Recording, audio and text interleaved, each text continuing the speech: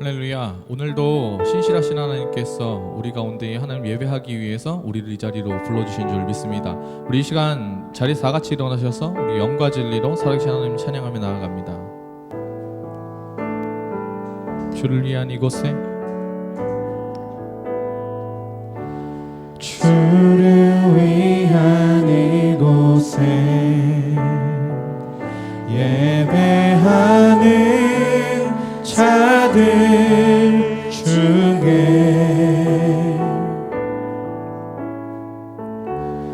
그가 찾는 이 없어 주님께서 슬퍼하시네. 주님이 찾으시는, 주님이 찾으시는 그 한 사람, 그의 배자, 내가 그 사람 되기 간절히 주께. 아멘. 주 은혜로 이곳에 서 있네. 주 은혜로 이곳에 서 있네. 주 임재에 엎드려 절하네. 그 어느 것도 난 필요 없네. 주님만 경배해. 주 은혜로 이곳에 서 있네. 주 임재에 엎드려 절하네. 그 어느 것도 난 필요 없네. 주님만 주 은혜로 이곳에 서 있네. 주 은혜로 이곳에 서 있네. 주 임재에 엎드려 절하네. 그 어느 것도 난 필요 없네. 주님만 경배해. 주 은혜로 이곳에 서 있네. 주 임재에 엎드려 절하네. 그 어느 것도 난 필요 없네. 주님만. 우리 더 높은 소리로 주님을 찬양합니다. 주 은혜로 이곳에 서 있네. 주 은혜로 이곳에 서 있네. 주 임재에 엎드려 절하네. 그 어느 것도 난 필요 없네. 주님만 경배해. 주 은혜로 이곳에 서 있네. 주 임재에 엎드려 절하네. 그 어느 것도 난 필요 없네. 주님만 경배해. 주님 믿음의 주여 온전케 하시는 예수를 바라보며 오늘 우리가 나아갑니다. 주님, 우리가 오늘 드린 이 찬송 고백처럼 주님 은혜로 주님의 그 임재하심으로 우리 가운데 가득히 덮어주사 주님, 오늘 이 예배 가운데 우리가 하늘의 그 신령한 복 받게 하여 주시고 우리 마음 가운데 예수를 품고 하나님의 그 마음을 품고 우리를 부르시는 그 자리 가운데 나아갈 수 있는 힘을 얻을 수 있도록 주님, 우리가 가짜가 아닌 진짜 그리스도인으로의 삶을 살 수 있도록 주님 우리를 붙들어 주시옵소서. 우리 가운데 찬양 받으시기 합당하신 주님을 높여드립니다. 감사드리며 예수님의 이름으로 기도합니다. 아멘. 할렐루야. 우리 살아계신 하나님께 영광 박수로 찬양하며 나아갑니다. 할렐루야.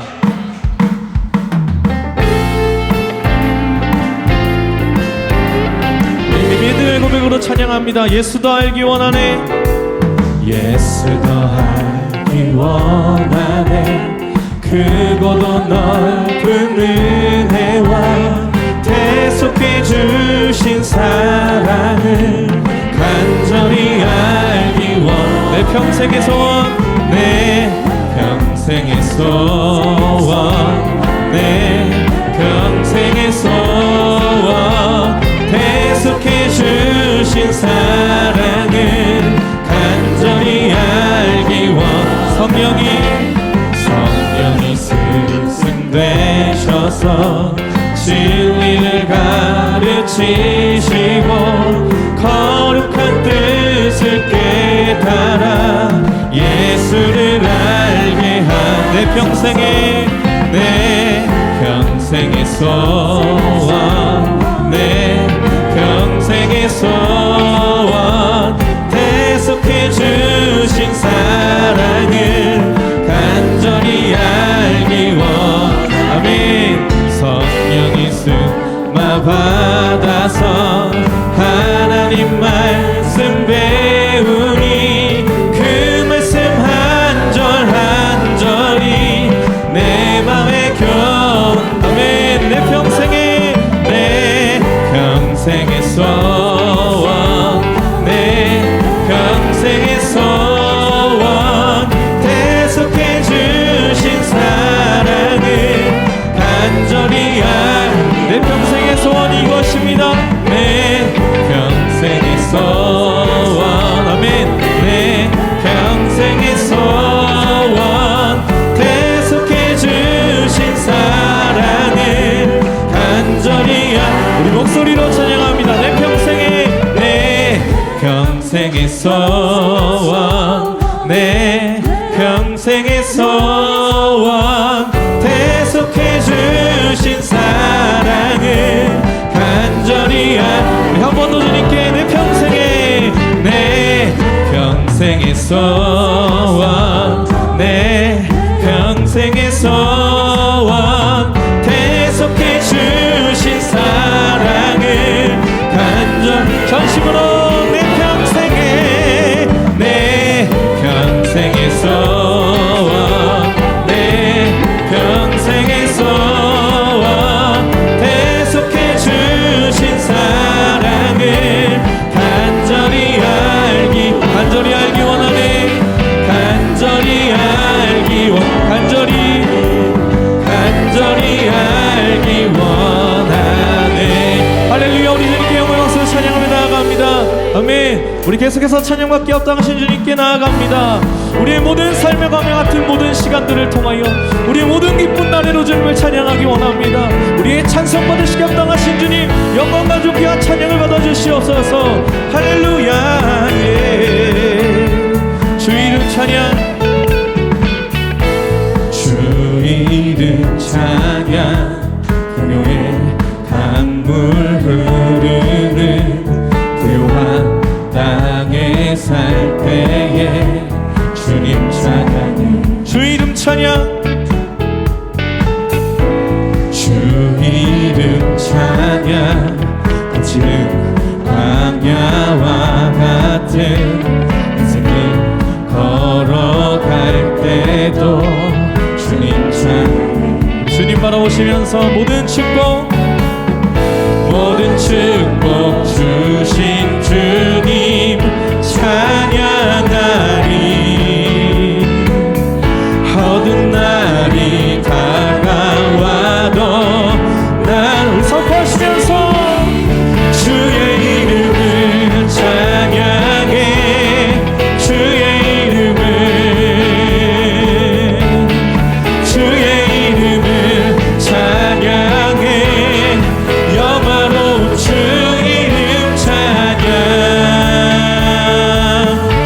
찬양. 햇살이 나를 주 이름 찬양. 햇살이 나를 비추고 만물이 새롭게 될 때 주님 찬양해. 주 이름 찬양.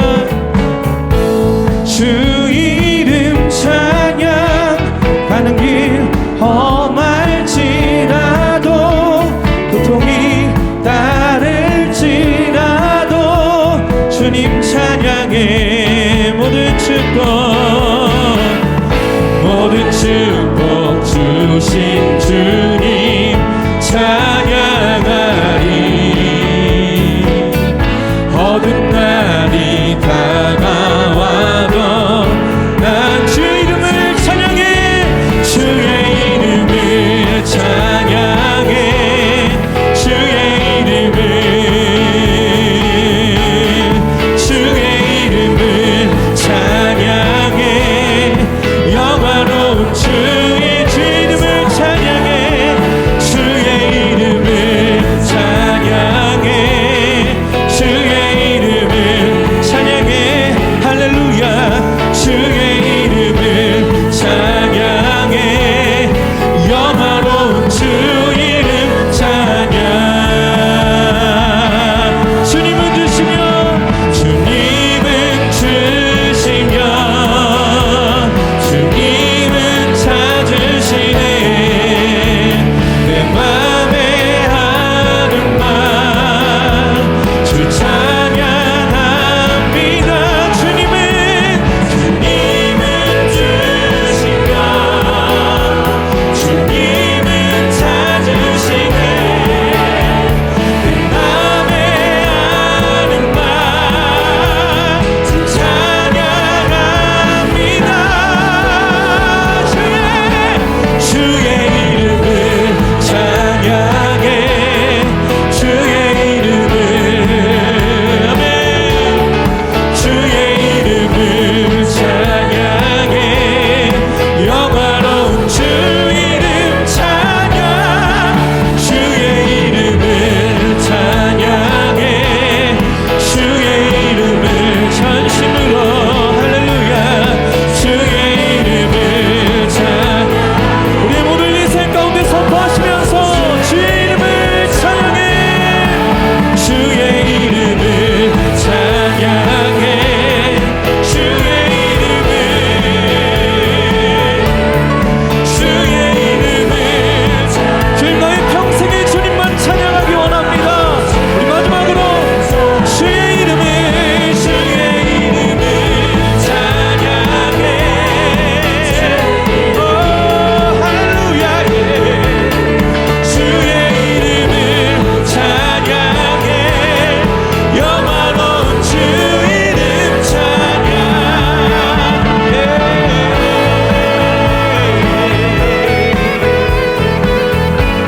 하나님 나의 평생에 숨쉬는 모든 날 동안 주님을 찬양하기 원합니다. 주님만 찬양하기 원합니다. 오 주님 모든 영광과 존귀와 찬송 받으시옵소서. 할렐루야. 예 주님. 아멘. 주님을 찬양합니다. 아멘. 우리 자리에 앉으셔서 함께 찬양하기 원합니다. 우리를 부르신 주님께서 우리와 영원토록 함께 하시는 주님께서 예배 받으시기 합당하십니다. 우리의 삶을 받으시기 합당하신 분이십니다. 주님 바라보시면서 함께 고백합니다. 따스한 성령님. 따스한 성령님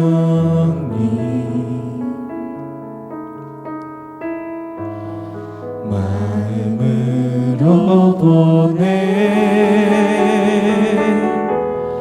내 몸을 감싸며 주어지는 평안함 만족함을 느끼네.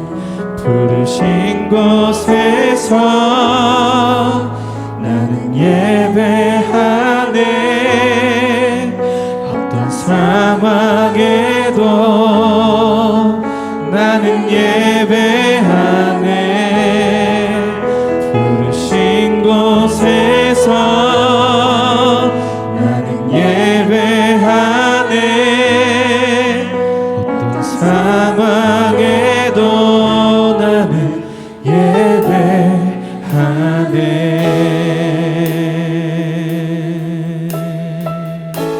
예, 주님 오늘 우리의 영혼이 주님을 바라보기 원합니다. 주님 오늘 우리의 영혼이 주님을 만나기 원합니다. 따스한 성령님, 따스한 성령님, 마음으로 보내 내 몸을 감싸며 주어지는 평안함 만족함은 우리 이번에 이렇게 고백합니다. 사랑과 진리의 한 줄기 보내 사랑과 진리의 한 줄기 빛 보내 내 몸을 감싸며 주어지는 평안함 그 사랑을 느끼네 부르신 곳에서 나는 예배하네 어떤 상황에도 나는 예배하네 부르신 곳에서 나는 예배하네 어떤 상황에도 나는 예배 부르신 곳에서 나는 예배하네 부르신 곳에서 아멘 주님 어떤 상황에도 나는 예배하네 부르신 곳에서 나는 예배하네 어떤 상황에도 나는 예배 내가 걸어갈 때 길이 되고 할렐루야 내가 걸어갈 때 길이 되고 살아갈 때 삶이 되는 그곳에서 예배하네 주님만 내가 걸어갈 때 길이 되고 살아갈 때 삶이 되는 그곳에서 예배하네 내가 걸어갈 때 길이 되고 삶이 되는 그곳에서 예배하네 주님만 내가 걸어갈 때 길이 되고 살아갈 때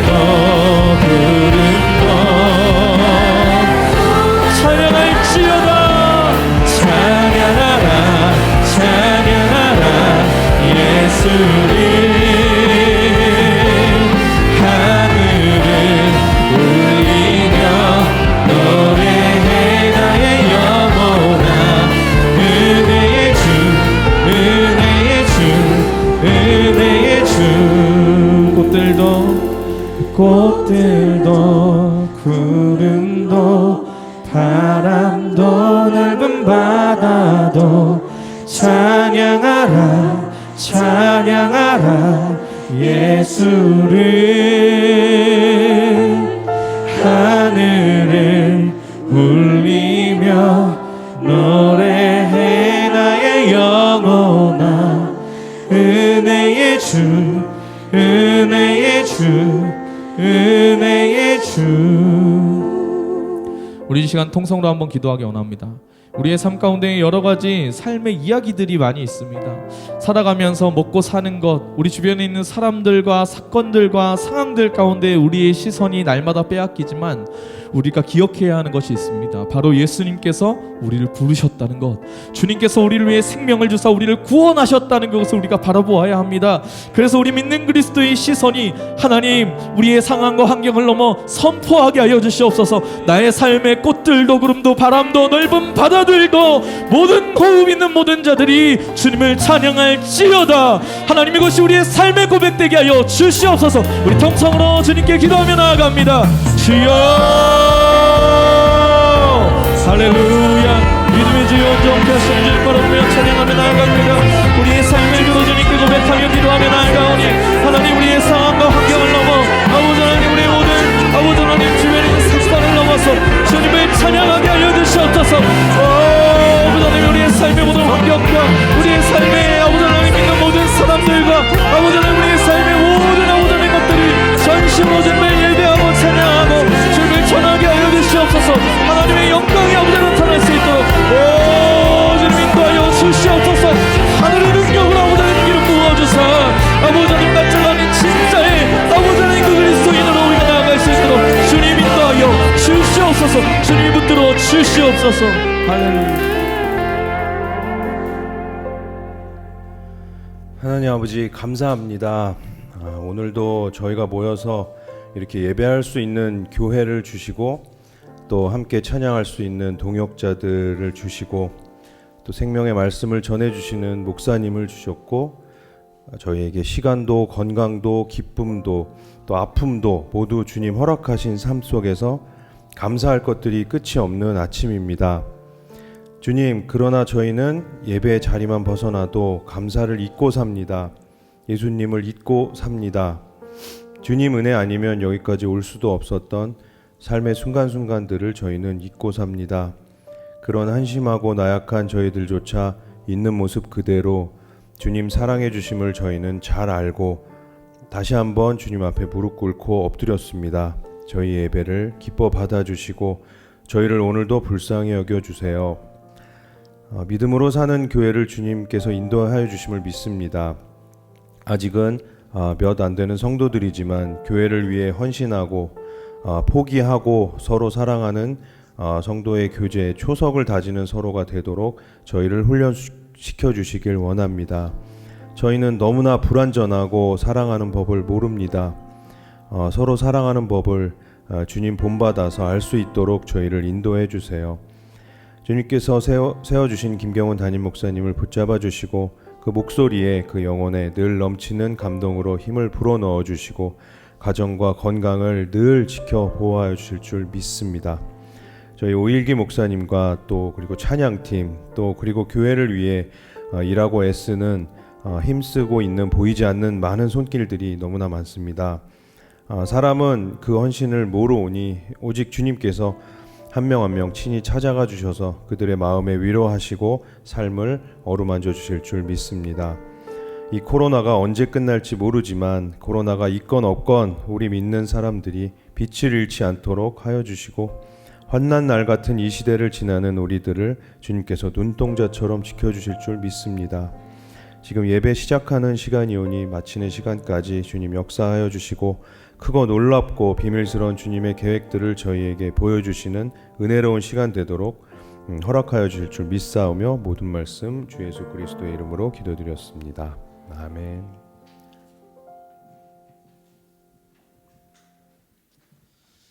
할렐루야. 오늘도 우리 믿음으로 사는 교회 주일 예배 가운데 오신 여러분 축복합니다. 이것뿐만 아니라 영상으로 예배하시는 모든 분들도 또한 하나님의 평안과 축복을 전합니다. 우리가 이제 다음 주면 설날인데요. 아직 이제 코로나 바이러스가 왔다 갔다 굉장히 많은 부분 이렇게 늘어났다가 줄어들었다 하지만 한 가지 소망하고 기도하는 것이 있습니다. 하나님께서 인도하여 주셔서 빨리 그 코로나 바이러스가 해결되어서 우리가 속히 이곳 가운데 함께 모여서 예배했으면 좋겠습니다. 지금 오늘도 이제 간만에 보는 분들이 몇 분 계신데 이 눈물이 자꾸 나는 것 같아요. 울컥해가지고 우리가 언젠가 함께 모여서 예배하는 그날 얼마나 큰 은혜와 얼마나 큰 감동이 있을지 모르겠습니다. 근데 또 이렇게 생각해 볼 수도 있는 것 같아요. 그래서 이 한 분 한 분이 얼마나 더 소중한지를 알 수 있는 것 같아요. 우리 좌우 앞뒤에 계신 분들이 한번 그렇게 인사하시겠습니다. 하나님 안에서 사랑합니다 이렇게 한번 고백해 주시겠어요? 우리 이 시간에는 영상으로 이렇게 함께 예배하시는 분들도 좌우 앞뒤에 누군가 있다면 손을 뻗어서 한번 축복하기 원합니다. 우리 하나님의 평강과 사랑을 전합니다.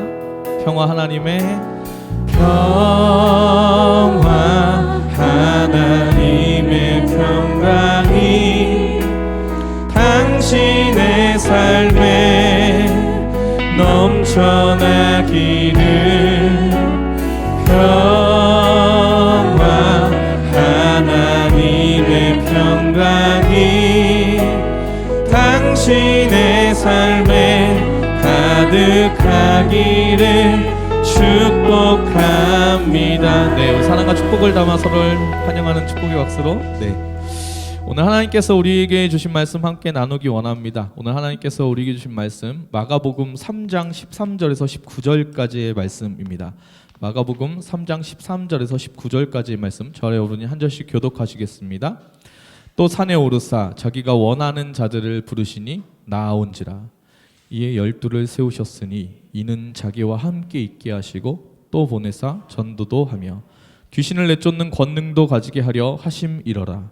이 12를 세우셨으니 시몬에게는 베드로란 이름을 더하셨고 또 세베대의 아들 야고보와 야고보의 형제 요한이니 이 둘에게는 보아너게 곧 우레의 아들이란 이름을 더하셨으며 또 안드레와 빌립과 바돌로메와 마테와 도마와 알페오의 아들 야고보와 및 다데오와 가나 시몬이며 함께 있습니다. 또 가론 유다니 이는 예수를 판 자더라. 아멘.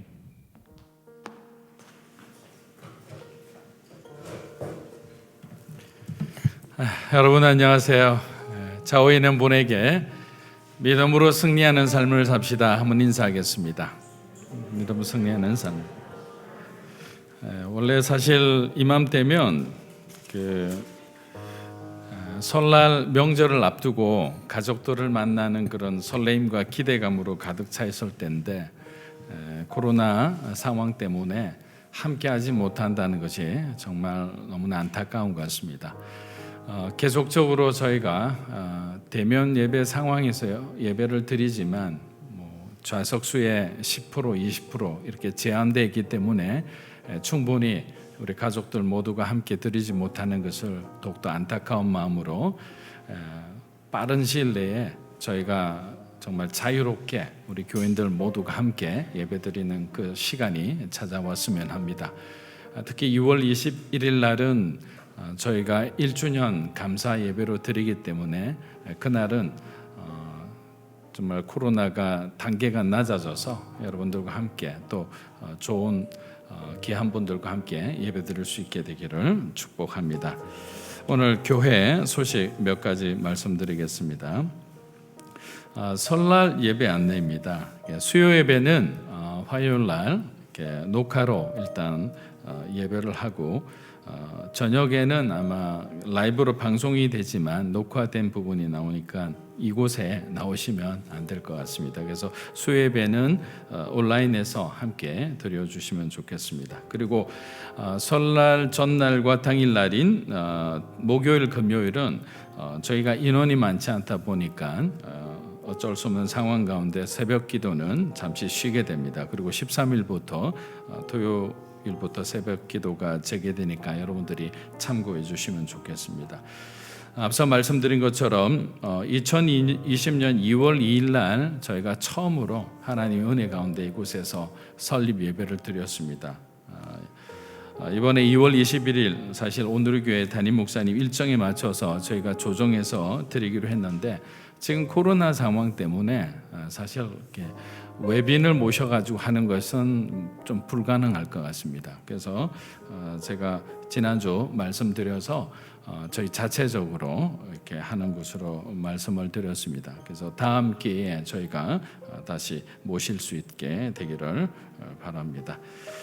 그리고 믿음으로 사는 교회 파트 교육자 청빙을 계속 하고 있습니다. 작년에도 이렇게 여러 이력서가 왔는데 저희들하고 맞지 않는 분들이라 이렇게 면접까지 못 봤는데 최근에 이제 면접을 2분을 좀 봤습니다. 그래서 다음 세대를 좀 담당할 그런 분들이 이렇게 저희들과 함께 할 수 있도록 여러분들이 꼭 기도해 주시기 바랍니다. 짧게 기도하겠습니다. 오늘도 주님의 은혜 가운데 감사드립니다. 사랑하는 믿음으로 사는 교회 성도 한 분 한 분의 삶 가운데 예수 그리스도가 내 삶의 구원자여 우리 인생의 유일한 길이심을 고백하는 삶으로 충만하기를 간절히 원하며 예수님의 이름으로 기도합니다. 아멘. 자, 예수님 당시 랍비와 제자와의 관계의 주도권은 보통 스승이 아니라 제자들에게 있었습니다. 제자들이 자신이 배우고자 하는 스승을 선택해서 그 랍비 밑에서 배우는 그러한 시스템이었습니다. 그러나 예수님께서는 직접 자신의 제자들을 찾아가셨습니다. 선택의 주도권을 예수님이 갖고 계셨다는 말입니다. 시몬과 안드레와 야고보와 요한 그리고 마태와 빌립에 이르기까지 예수님께서는 제자들의 삶의 현장에 직접 찾아가셨고 그곳에서 그들을 불러주신 겁니다. 그런데 누가 부르심의 주도권을 가지고 있느냐는 굉장히 중요한 문제입니다. 왜냐하면 인간은 언제나 자기 중심적으로 살아가는 경향이 많기 때문입니다. 그래서 부르심의 주도권이라는 말은 삶의 주도권으로 이어지기 때문입니다. 독일의 유명한 신학자인 디트리히 본헤프는 제자의 삶을 이렇게 정의했습니다. 그리스도께서 부르실 때 제자가 해야 할 일은 그 누구보다 먼저 와서 십자가 앞에 죽는 것이다. 어떻게 보면 본헤프의 말은 굉장히 급진적인 발언처럼 들리기도 합니다. 아마 불편하게 들리는 사람도 있을 수 있을 겁니다. 하지만 그의 말은 가장 성경적인 말이기도 합니다. 왜냐하면 예수님께서 제자를 부르실 때 3가지 요구하신 게 있죠. 아마 대부분의 신앙생활하는 사람은 이 3가지 요구에 대해서 다 기억하고 계실 겁니다. 자신을 부인하고 자기 십자가를 지고 나를 따르라는 말씀이죠. 십자가를 지라는 말씀, 나를 따르라는 말씀은 결국에는 우리가 십자가에서 죽었을 때 다시 부활할 수 있다. 하나님이 주시는 새 생명의 새로운 길을 살아갈 수 있다는 말씀이기 때문입니다. 그리고 마태복음 10장 39절에 보면 예수님은 자기 목숨을 얻는 자는 잃을 것이요 나를 위하여 목숨을 잃는 자는 얻으리라 라고 말씀하신 거죠. 그러니까 세상에 이치하고 전혀 반대의 말씀을 주님은 제시하신 겁니다. 나치 독일에서 39이라는 아주 젊은 나이에 죽음을 당했던 순교자 본헤퍼는 예수님의 말씀을 문자적으로만 해석하지 않고 실제 우리들의 삶 속에서 순종으로 나타내 보여야 한다고 가르친 겁니다. 저는 이 표현이 굉장히 중요하다고 생각합니다. 문자적으로 해석하지 말라. 성경 말씀이 문자적으로 이해되는 사람과 성경 말씀이 그 말씀 자체가 내 삶에서 해석되는 사람의 삶의 영향은 다르겠죠. 그 삶의 열매도 달라질 겁니다. 그런데 문자적으로 해석하는 사람은 결국 어떤 어려움의 상황에 직면하면 아무런 힘도 아무런 저항도 아무런 공격도 하지 못하고 그냥 그대로 무너집니다. 소위 갑자기 급 멘탈 붕괴 같은 현상이죠. 어떻게 해야 할지를 모릅니다. 그리스도인임에도 불구하고. 그의 말을 빌면 주님의 부르심을 받은 제자는 고난을 피하지 않고 고난에 죽을 수 있는 자라야 한다라고 합니다. 영광으로 가는 길에 반드시 찾아오는 고난과 시련을 두려워하지 말고 우리를 부르시는 분을 생각하라는 거예요. 저와 여러분을 불러주신 그분을 생각하라. 나치 독일의 끝까지 저항하면서 유대인의 탈출을 도왔던 행동하는 신앙인이었던 그는 결국 1945년 6월 형제들이여 죽음은 끝이 아니라 영원한 삶의 시작입니다라는 말을 남긴 채 순교했습니다. 그의 시신을 수습한 독일 교회 지도자들은 참된 예수 그리스도의 제자로 살아간 그의 묘비에 이렇게 기록하였다고 합니다. 디트리히 보네프, 그의 형제들 가운데 서 있는 예수 그리스도의 증인. 여러분, 얼마나 멋있고 감동적인 글귀입니까? 디트리히 보네프, 그의 형제들 가운데 서 있는 예수 그리스도의 증인이었다라는 거예요. 저와 여러분의 남아있는 삶도 부끄러움 없는, 다른 사람들에게 감동을 주는 그런 삶을 살아가게 되기를 주의 이름으로 축복합니다. 한번 생각해 보는 거죠. 여러분의 자녀들이 아버지 어머니 묘비에는 어떤 글을 적었으면 좋겠습니까? 묘비의 글까지도 한번 미리 생각해 보십시오. 왜냐하면 난 생각을 하면 그렇게 살 수밖에 없잖아요. 그렇게 살지 않았는데 그렇게 적을 수가 없죠. 두 번째 보네프는 제자는 세상 욕심과 정욕에 죽을 수 있는 자라야 한다고 했습니다.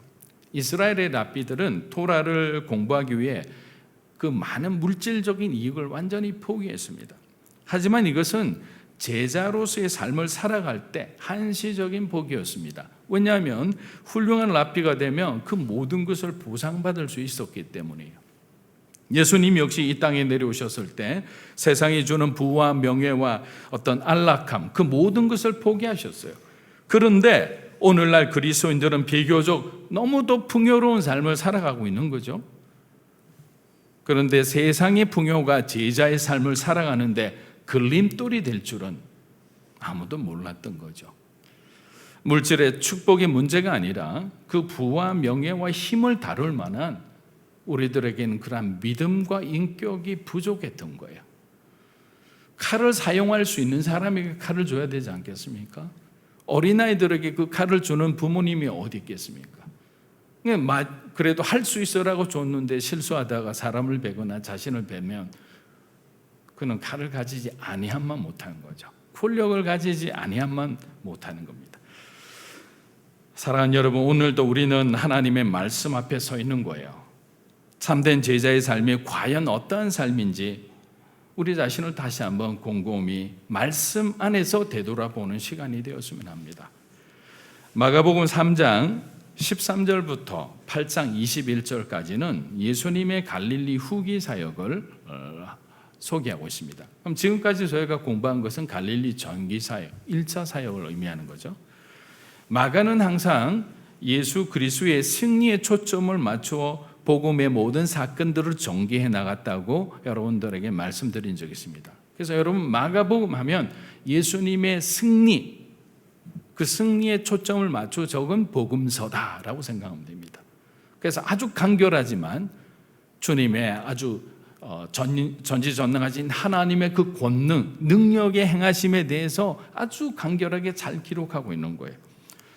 그래서 신학자들은 마가복음 승리의 복음이다 이렇게 칭하기도 합니다.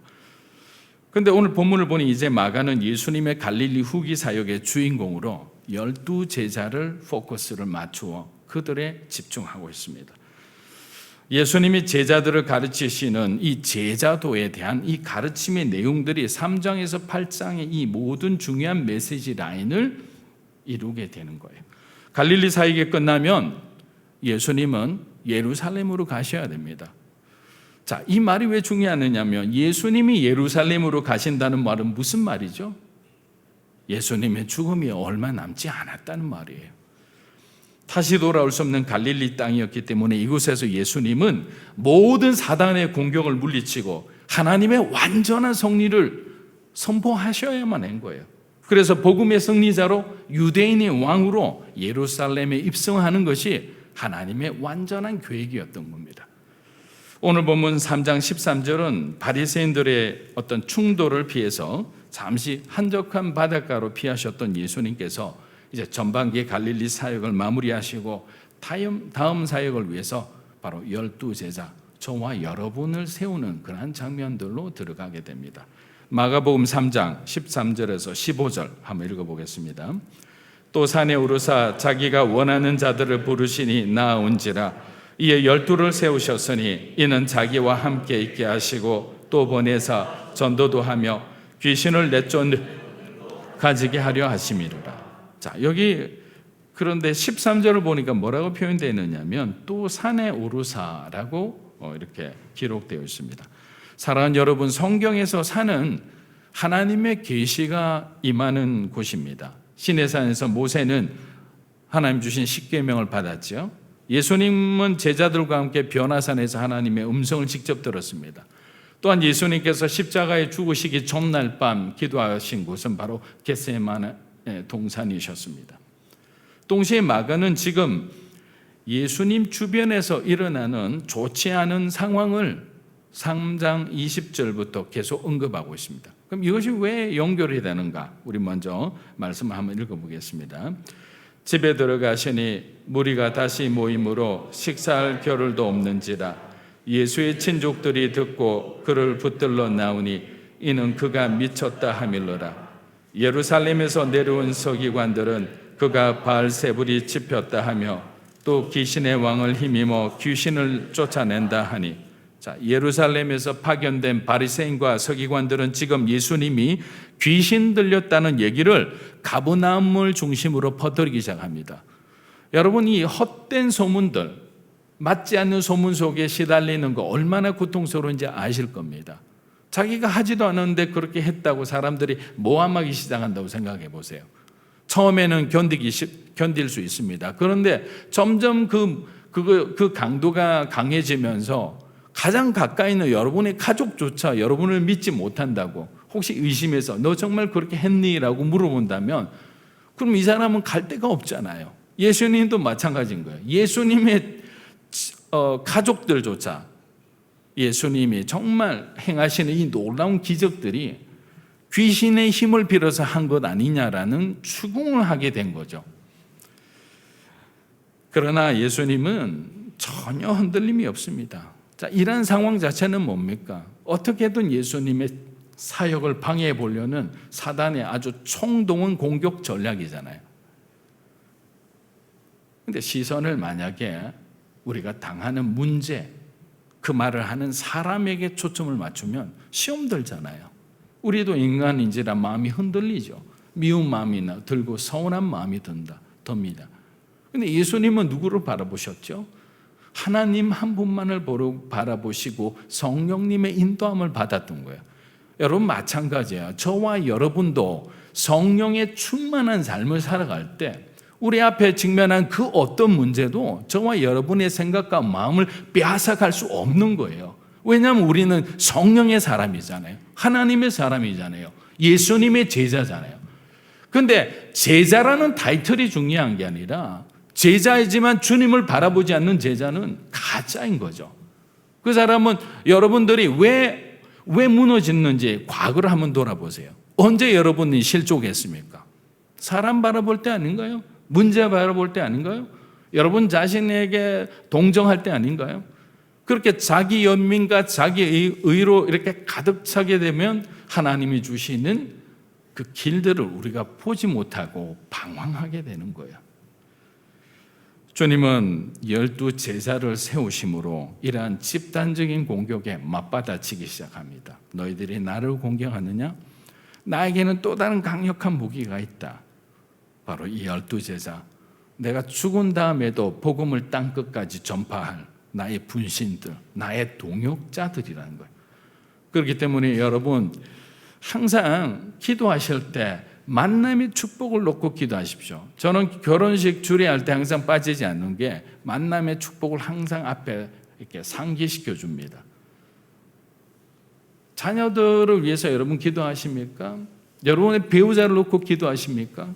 성령 충만한 교회를 놓고 기도하십니까? 아니면 평생 함께할 여러분의 영적인 어떤 동역자와 멘토를 놓고 기도합니까? 기도하면 만날 수 있는 거예요. 그냥 기도하지 않고 언젠가는 좋은 사람 만나겠지. 이거는 미신과 같은 거예요. 그렇기 때문에 12 제자를 세웠다는 건 하나님께서는 우리가 서로 함께 한 마음이 되어서 동역하는 우리에게 동역자를 주셨다는 것을 보여주시는 좋은 예인 거예요. 교회도 동역자가 필요합니다. 여러분의 직장 가운데도 동역자가 필요해요. 어떤 상황 가운데서도 배신하거나 어떤 뭔가 이렇게 상황에 휘둘리지 않고 그 가치를 지키고 나아갈 수 있는, 인간인지라 우리 안에도 연약함이 있잖아요. 90% 좋은 어떤 성품도 좋고 어떤 모든 걸 좋지만 뭐 5% 10% 다 연약함이 있는 거예요. 그 연약함 바라보면 세상에 같이 나갈 사람 누가 있겠습니까? 아무도 없는 거예요. 장점을 보세요. 그 사람을, 하나님이 쓰시는 그 사람의 그 장점을 보면 우리는 함께 일할 수 있는 거죠. 위대한 일들을 만들어낼 수 있는 거예요. 마가복음 3장 우리 14절에서 15절 한번 읽어보겠습니다. 이에 12를 세우셨으니 이는 자기와 함께 있게 하시고 또 보내사 전도도 하며 귀신을 내쫓는 권능도 가지게 하려 하십니다. 자, 마가복음 3장 14절에서 15절 보면 예수님께서는 제자들을 부르신 두 가지 중요한 목적에 대해서 지금 말씀하고 계시죠. 첫째는 뭐죠? 자신과 함께 하기 위해 제자들을 부르셨다라는 거예요. 제자는 스승과의 동행함을 통해 스승의 모든 것을 배우게 됩니다. 우리들도 사실 교회에서 함께 예배 드릴 때 이 순간만은 여러분 좌우에 있는 분 한번 보세요. 얼마나 천사 같으세요. 다 좋으신 분이에요. 그런데 함께 사역을 하거나 아우리치를 가게 되면 각자의 성품이 모두 드러나게 되는 거예요. 왜냐하면 우리가 한계 상황에 다다르면 사람마다 그동안 감추어져 있던, 숨어져 있던, 이거는 나쁜 의도로 숨어져 있는 게 아니에요. 왜냐하면 그런 한계 상황을 우리가 한 번도 맞닥뜨려 보지 않았기 때문이에요. 그런데 맞닥뜨렸을 때 각자의 연약한 부분들이 이렇게 쑥쑥쑥 나오게 되잖아요. 그러면 연약함과 연약함이 충돌되면 결국에는 사건, 사고가 계속 일어나는 거죠. 누군가가 큰 상처를 받게 되는 거예요. 그래서 이러한 상황을 통해 더 친해지기도 하고 관계가 더 악화되기도 합니다. 하지만 이러한 과정들을 거치면서 공동체는 편협해지지 않고 서로를 이해하고 배려할 수 있는 그러한 넉넉한 성령 충만한 공동체가 되는 거예요. 비 가운데 땅이 굳는 것과 마찬가지입니다. 나와 맞지 않는 사람도 이렇게 수용하면서 변화와 성숙의 길을 걸어가는 겁니다. 자, 이렇게 사람하고 함께하는 것도 중요한데 예수님과 동행한다는 것은 너무너무 중요한 것이겠죠. 왜냐하면 예수님과 함께함으로 우리는 예수님의 성품과 삶의 방식과 고난을 비롯한 어떤 인생의 문제를 대처하는 모든 방법들을 배울 수 있잖아요. 이럴 때 예수님은 삶의 우선순위를 어디에 두는 건지, 예수님이 말씀하시는 하나님 나라에 대해서 그 제자들은 예수님과 함께함으로 배울 수 있는 거죠. 저와 여러분이 기도하고 말씀 보고 예배하고 이렇게 큐티 나눔을 하면서 그 자체가 하나님 나라잖아요. 그곳에 예수님 말씀하신 대로 두세 사람이 모인 곳에 내가 너희와 함께 하리라는 말씀이 문자가 아니라 우리의 삶 가운데, 우리의 믿음 가운데 받아들여진다면 이 시간도 주님이 함께하고 있음을 여러분 믿으시기를 축복합니다. 함께하고 계시는 거예요. 여러분의 가정 예배 가운데도 함께 하시는 거예요. 여러분의 구역 예배, 어떤 순 예배 가운데도 함께 하시는 거예요. 그러면 그렇다 하면 주님과 함께 한다면 우리는 배울 수가 있는 거잖아요. 그 은사를 우리가 가질 수가 있는 거예요. 만일 주님께서 공생의 기간 동안에만 사용할 제자를 부르셨다면 이렇게까지 매일 합숙하시면서 제자 양육을 절대로 하지 않겠죠. 목적이 있으신 거죠. 승천하신 후에 저와 여러분이 해야 할 일이 있다는 거예요. 우리에게 주어진 사명이 있다는 겁니다. 고난을 두려워하지 않는 제자, 죽음 앞에서도 흔들리지 않는 믿음을 가진 제자, 세상의 부와 명예와 권세를 쫓지 않고 타협하지 않는 올곧은 믿음으로 주님이 주신 십자가의 길을 완주할 수 있는 그러한 제자, 그 제자를 오늘도 주님은 부르시고 계시는 거예요. 찾고 계시는 거예요. 두 번째는 보내시기 위해 그들을 부르셨다는 겁니다. 처음에는 함께 하시죠. 두 번째는 보내시기 위해서. 예수님께서 이 땅에 오신 가장 큰 목적은 뭡니까? 세우신 제자들을 땅끝까지 하나님 나라를 전파하게 하시는 거잖아요. 그래서 저희들은 이제 코로나가 종식되고 하늘길이 열리면 교인들 모아서 우리가 일본으로 가야죠. 가서 아름다운 정말 은혜로운 찬양음은 이제 나왔으니까 그거 들고 가서 복음 전하고 찬양하고 간증하고 해야 되잖아요. 또 우리가 필요한 곳이 있다면 뭐 동남아시아 어느 곳이든지 무슬림 있는 곳이든지 갈 수 있는 거예요. 꿈을 먼저 가지는 겁니다. 우리가 무엇을 가진 것을 생각하면 아무것도 하지 못하죠. 하나님이 주신 비전을 가슴에 품고 주님이 산에 가서 기도하셨듯이 우리가 기도하면 정확한 하나님 시간에 하나님은 우리의 교회를 통해 영광 받으시리라 믿습니다. 자, 사도행전 1장 8절 한번 읽어보겠습니다. 오직 성령이 너희에게 임하시면 너희가 권능을 받고 예루살렘과 온 유대와 사마리아와 땅끝까지 이르러 내 증인이 되리라 하시니라. 자, 사도행전 1장 8절은 예수님께서 승천하시기 바로 직전 모여있던 아마 500명 이상의 어떤 그 제자들이 있었잖아요. 그들 앞에서 바로 올라가시기 직전에 명령하신 이 말씀이죠. 이 말은 한마디로 말하면 앞으로 성령의 시대가 찾아올 것이다라는 거예요. 여러분, 성령님에 대해서 잘 모르는 분들이 계세요. 지금은요, 성령의 시대예요. 은혜의 시대입니다. 왜냐하면 예수님은 지금 이곳에 계시지 않고 하나님 보좌 우편에 우리를 위해 중보하고 계시잖아요. 그리고 예수님과 바톤 타치하신 분은 성령님이세요. 성령님이 우리에게 죄와 의와 심판에 대해서 예수 그리스도를 증거하고 가르쳐 주실 거다라고 말씀하셨어요. 그래서 지금 여러분들이 기도하시잖아요. 하나님 아버지, 아니면 사랑하는 존귀하신 예수님, 이렇게 기도할 때마다 찾아와 주시는 분은 예수님도 아니고 하나님도 아니고 누구시죠? 성령님이세요. 성령님이 여러분들의 기도를 듣고 그 기도를 예수님께 올려드리는 거예요. 예수님은 또 그 기도를 하나님께 올려드리고 하나님이 응답해 주시면 예수님이 성령님에게 그 기도를 던져주셔서 우리의 기도가 응답되게 하는 거예요. 그러면 성령의 시대 때 우리는 어떻게 해야 되는 거예요? 성령님과 동행하는 삶을 살아가야 되는 거죠. 늘 성령님의 능력을 구해야 되는 거예요. 성령의 지혜를 구해야 되는 거예요. 성령의 은사를 구해야 되는 거예요. 그렇게 구하다 보면 하나님께서 여러분들을 가장 은혜의 중심 가운데 거하게 하시리라 믿습니다. 그러나 아무리 구해도 안 들어주시는 것들이 있어요. 제가 발음이 안 좋아서 사투리를 고쳐달라 해도 하나님은 들어주시지 않아요. 그러니까 엉뚱한 걸 여러분이 구하면 안 돼요. 원하시는 거 있어요. 하나님이 기뻐하시는 것들이 있다고요. 기도하면 보여지리라 믿습니다. 그런데 나아갈 때 또 두 가지를 같이 주시는 거죠. 자, 보낼 때 그냥 가라는 것처럼 서운한 게 없죠. 여러분 일 시키면서 아무것도 안 시키고 이렇게 뭔가 이렇게 어려운 일을 수행하라면 누가 그것을 감당하겠어요? 두 가지를 주셨어요. 첫째는 메시지입니다. 이것만큼 강력한 건 없죠. 복음의 메시지를 주신 거죠. 무엇을 전해야 되는지 인생의 목적을 가르쳐 주신 거예요. 그 메시지를 받고 가는 곳마다 우리 주님을 전가했습니다. 복음을 전했습니다. 두 번째 예수님이 주신 것은 성령의 능력이었습니다. 그래서 성령의 시대, 요한복음 14장 6절에 내가 가는 것이 유익하다라고 말씀한 것이, 예수님은 육체의 제한을 받고 오셨지만 성령님은 옴니폴텐트잖아요. 전지전능 무소부재잖아요. 그런 놀라우신 하나님의 능력을 온전히 가지신 분이 순종하는 제자의 삶을 통해 놀라운 일들을 행하시겠다라고 약속하시는 거잖아요. 그래서 그 제자들에게 주님의 능력과 같은 것을 이렇게 임파테이션 하는 거예요. 능력을 이렇게 나누어 주시는 거예요. 그러니까 그 능력을 위임받은 사람들이 기적을 행하는 거죠.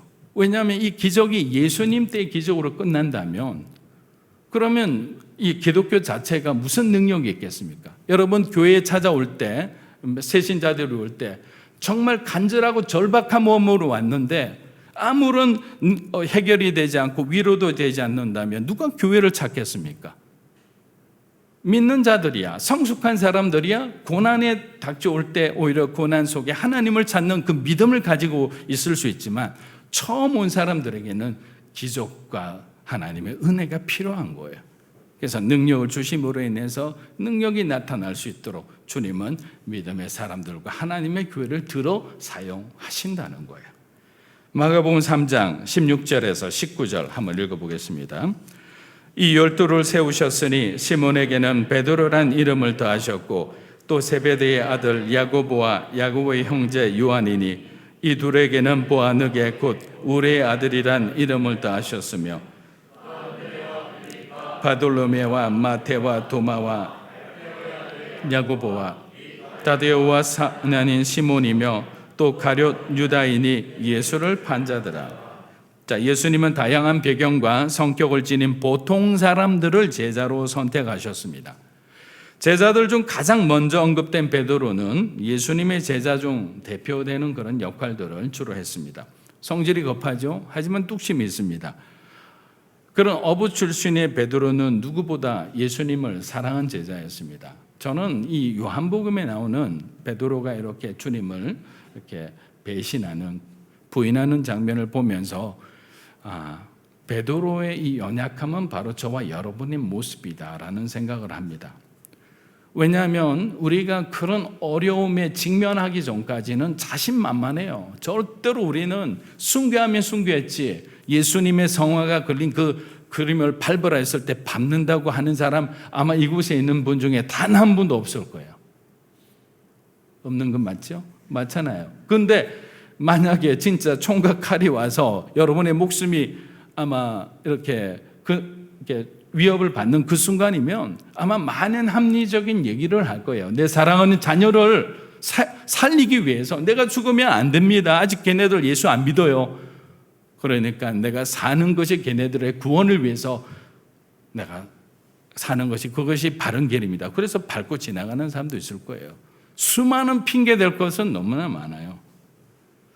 그러나 그런 인물이 예수님 보는 앞에서 부인을 하고 그 인생이 마지막 인생으로 도저히 다시 어떤 소생할 수 없는 그런 삶인 줄 알았는데 예수님 그를 다시 세워서 초대 예루살렘 교회의 수석 장로로서 큰 영향을 끼치는 그런 삶이 됩니다.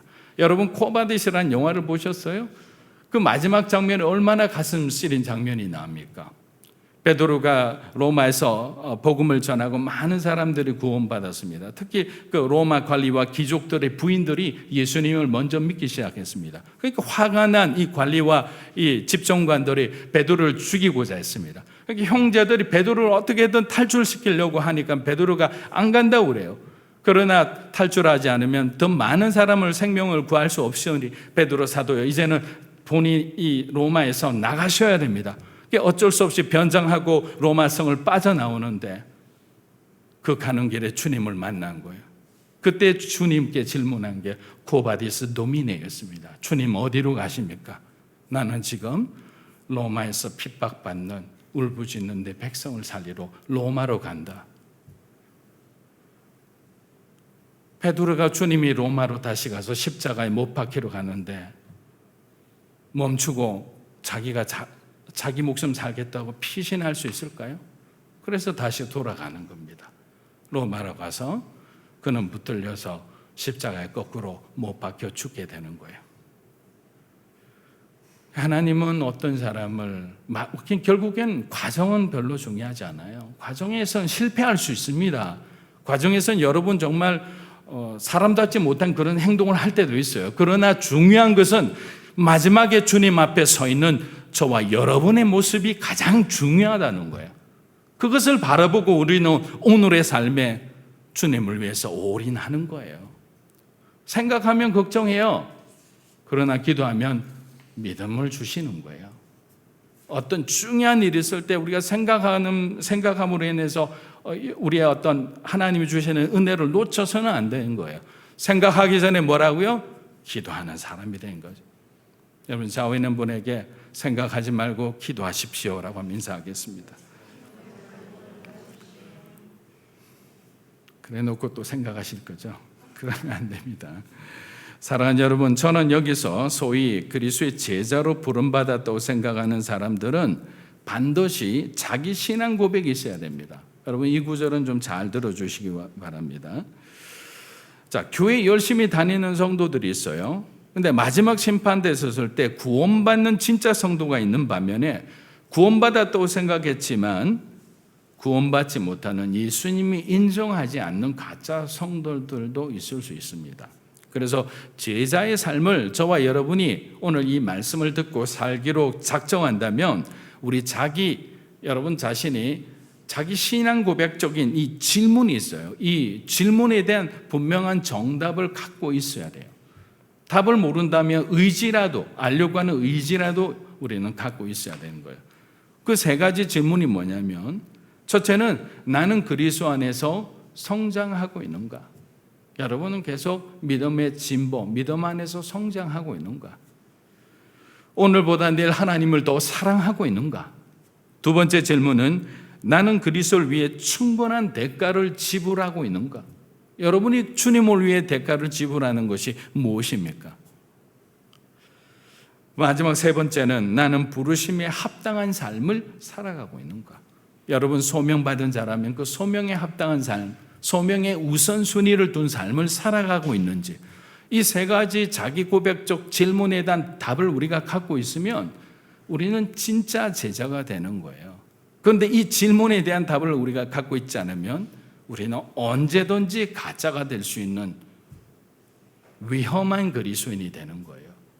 하나님은 우리가 위험한 그리스도인이 되기를 원하지 않나요? 누구보다 강인한, 마지막까지 주님을 위해서 싸울 수 있는 그런 믿음의 사람이 되기를 원하시는 겁니다. 말씀을 마무리합니다. 마이클 프로스트의 모험으로 사는 믿음이란 책을 보면 이런 엄청난 구절이 나옵니다.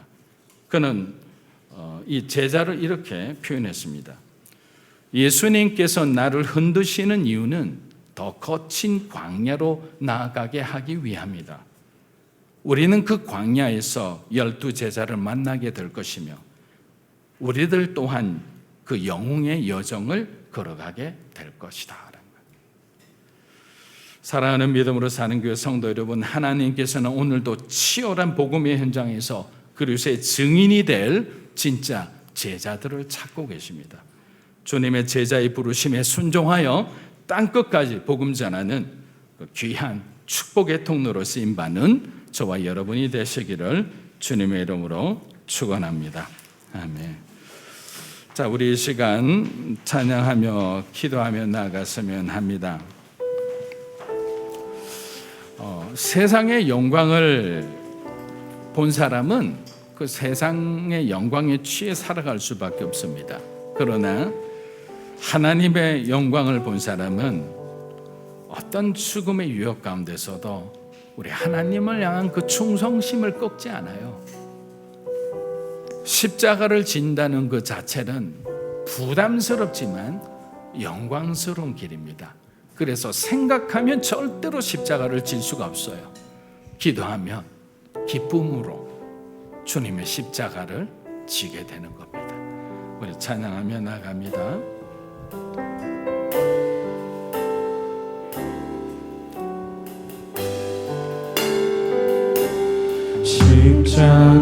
십자가를 질 수 있나 주가 보실 때 죽기까지 따르오리 저를 대답하였다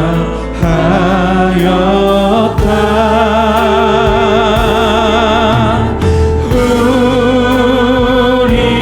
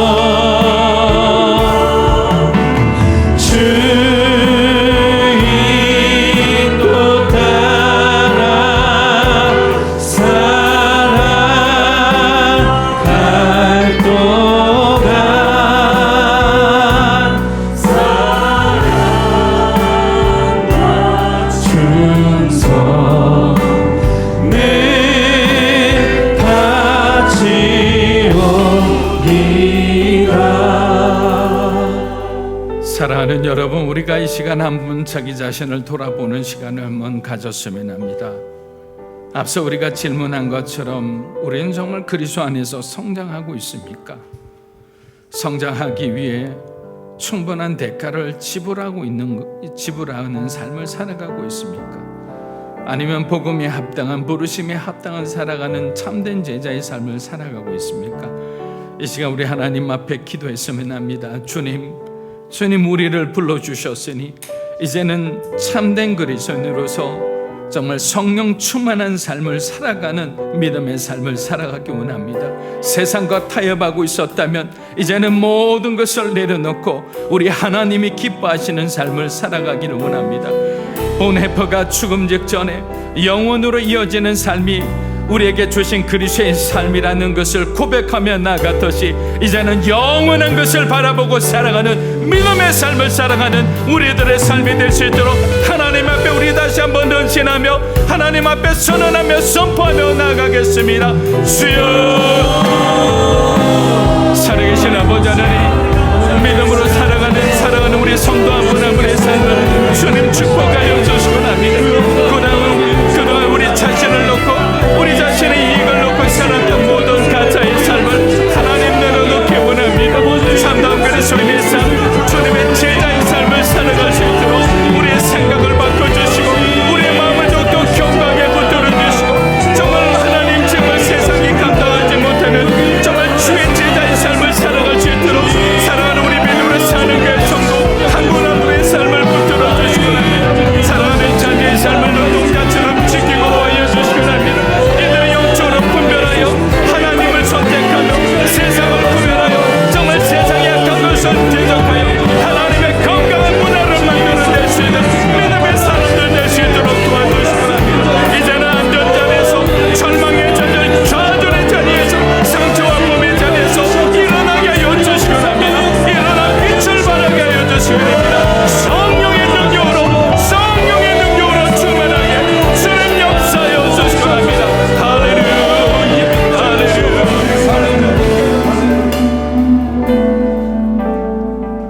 이번 주부터 설날입니다. 우리 마음 가운데 행복함과 즐거움이 있어야 되는데 가정들 가운데 그렇지 못한 가정들도 있습니다. 복음으로 하나 되지 못해서 명절날마다 제사 때문에 힘들어하는 우리 형제 자매들이 있습니다. 하나님, 우리 가정을 돌아봐 주시고 예수 그리스도로 인해 하나 되는 가정이 되기 원합니다. 주님 말씀하셨듯이 주 예수를 믿으라, 그리하면 너와 너 집이 구원을 얻으리라는 말씀처럼 주님을 믿으나 거듭나지 못한 신앙 가운데 있는 우리 형제자매들, 자녀들이 있다면 주님 거듭나게 하여 주시기 원합니다. 이제는 살아있는 소망을 가진 진짜 그리스도인의 삶을 살아갈 수 있도록 이번 설 기간 동안 하나님 우리가 끊임없이 기도하겠습니다. 기도한 대로 우리 가정에 온전히 복음으로 충만한 그러한 자녀들, 그러한 가족들, 그러한 예배가 될 수 있도록 축복해달라고 우리 함께 다시 한번 기도하며 나갑니다. 주여, 살아계신 아버지 하나님, 참으로 올바른 믿음의 삶을 살아가는 가정이 되기 원합니다. 우리 가정들 간에 우리 부모님들, 우리 자녀들, 우리 남편과 아내들, 하나님 아직까지도 주님을 뵙지 않고 이들의 신앙이 하나님 진실된 신앙이 아니다면 이제는 거듭난 삶을 살아갈 수 있도록 우리 하나님 믿음으로 사는 게 우리 성도 한 분 한 분의 삶을 기억하여 주시고 하나님이 친히 신방하여 주시고 예수 그리스도의 능력을 통해서 이분들에게 가려진 눈들이 하나님 잘못된 것들이 하나님 귀들이 벗겨지게 하여 주시고 이들의 단단한 심령들이 깨어지게 하여 주시고 합니다. 그렇게 하여 주님의 심령으로 하나님을 바라보는 마음으로 온전히 거듭난 삶을 살아갈 수 있도록 성령 하나님 역사하여 주시고 합니다. 하나님 역사하여 주시고 합니다. 하나님 함께하여 주시고 합니다. 아프고 병든 사람들, 수술을 앞둔 형제자매들 하나님 기억하여 주시고 깨끗이 낫게 축복하여 주시옵소서. 이제 마지막으로 하나님 믿음으로 사는 교회를 놓고 기도합니다. 여러분, 2월 21일은 우리가 1주년 감사 예배입니다. 우리가 교회는 창립이란 말을 쓰지 않는 것은 창조의 스피릿과 창조의 역사는 하나님 한 분만이 할 수 있기 때문입니다. 그렇기 때문에 창립 예배가 아니라 설립 예배로 하는 겁니다. 주님이 세우신 사람들 통해서 교회가 설립되어지고 선교단체가 설립되어지는 겁니다. 우리는 단으로부터 하나님 중심으로 그렇게 고백하기를 원하는 겁니다. 하나님 이 설립 예배를 축복하여 주시고 많은 사람들에게 선한 복음의 영향력을 가지고 그들을 주님께로 인도하는 그러한 선교하는 교회, 전도하는 교회, 그리고 소외된 사람들, 그런 어렵고 힘든 사람들에게 사랑을 전파할 수 있는 그러한 교회가 될 수 있도록 축복해달라고 하나님 앞에 간절히 기도하고 우리 함께 마치겠습니다. 기도합니다. 주여, 살리신 아버지 하나님, 이름으로 사는 교회를 축복하여 주시고 다음 세대를 세우는 교회가 되기 원합니다. 일본 선교로의 헌신하는 교회가 되기 원합니다. 땅끝까지 복음 전하는 선교도 우리에게 허락하시는 선교지를 향해 정말 우리가 전략적인 선교와 하나님 정말 빵과 떡을 정말 빵과 복음을 함께 전할 수 있는 신은 복음을 전하는 하나님의 교회로 쓰임받기 원합니다. 믿음의 사람들로 하나님 불러 모아주시고 우리가 함께 정말 하나 한 마음이 되어서 합력하여 선을 이룬 하나님 나라 세워가는 교회가 될 수 있도록 주님 역사하여 주시기 원합니다. 세상 가운데 소외된 사람들을 하나님의 사랑으로 섬길 수 있는 교회가 되기 원합니다. 2월 21일을 구별하여 주시고 우리 박영희 선교사님에게 능력의 능력을 다하여 주시고 하나님 새롭게 얻고 우리의 마음들이 하나로 모아지는 은혜로운 시간이 되기 원합니다. 주님 역사하여 주시기 원합니다.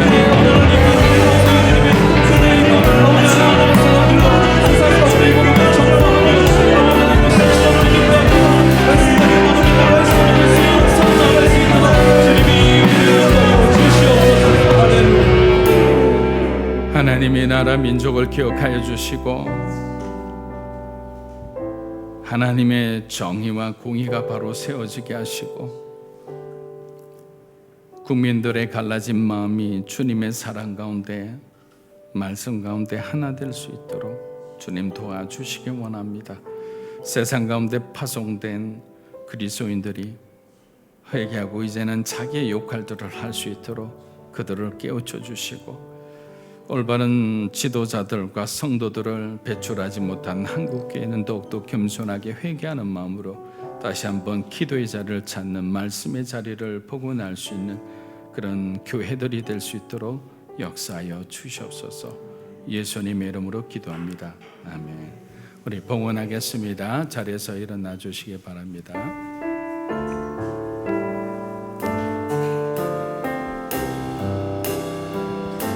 주님 내가 여기 있사오니 나를 보내소서. 나의 맘 나의 몸 주께 드리오니 주 받으옵소서. 주님 내가 여기 있사오니 나를 써주소서. 가진 것 모두 다 주께 드리오니 주 받으옵소서.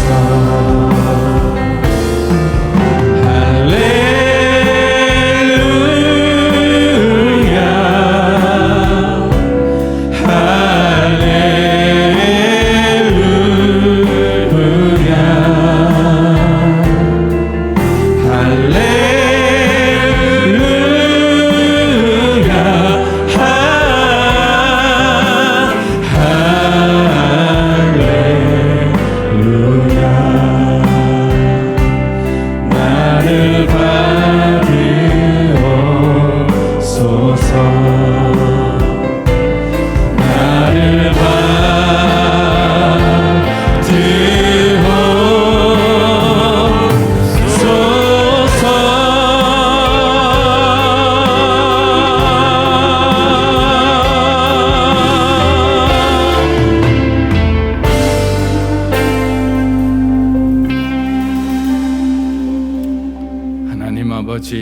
지난 한 주간도 사랑하는 우리 믿음으로 사는 교회 성도 한 분 한 분의 삶을 지키고 보호해 주심에 감사합니다.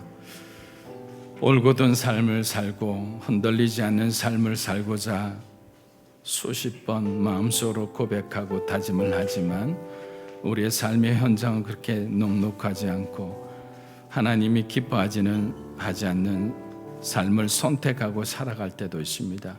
그럼에도 불구하고 성령님의 관건하심으로 다시 은혜의 자리로 불러주심에 감사합니다.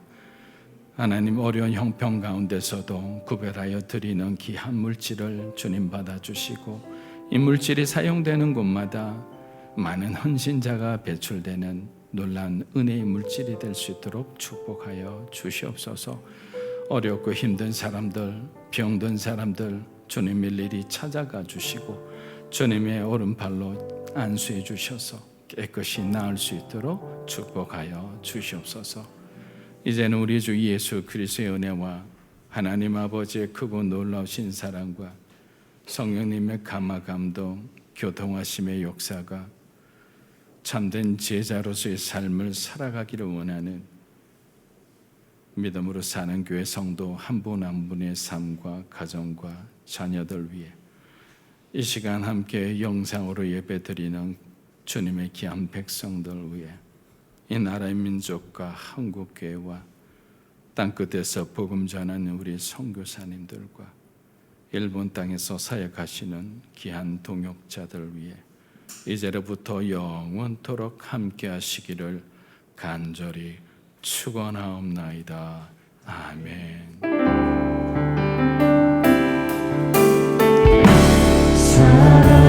살아계신 주 나의 참된 소망 걱정 근심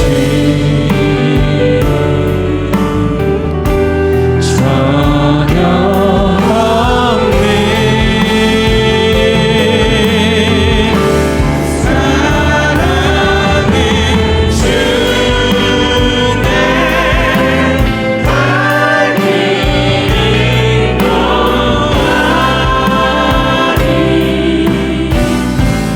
내 모든 삶의 기쁨 늘 충만하네.